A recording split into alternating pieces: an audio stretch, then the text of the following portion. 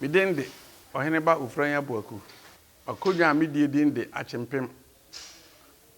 Chempem hene. Ana ahenema ehene. Obia odi petenza ko biana me papa. Se me papa wo me no so watena petenza ko biana so da. Na ko dwuma onya ne ba bi koye no. Na me ben no. Sa brana me school master wo ba bi ono an personal residence. Tina me tane ne kodin kobo. Afi pimienu ene nwotwim. Bo so me krona di na fuadu. Na me sai kire no. Achempem asade wa hemfie ni se.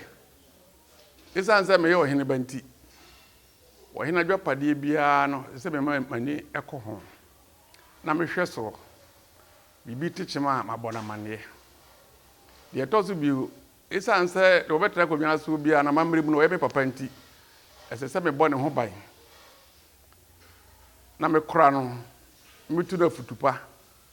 Na himye no aye no nyam ne nkoso. Afei bibia ma me kwan ema obi eye ne domo a me koboa no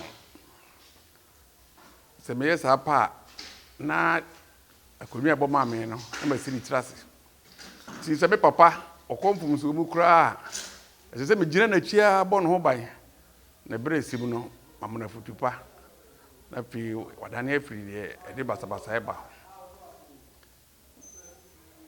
me yire baako me won kwada nan me yire aprosi for baako ye teacher ni na baako nso ye obiadini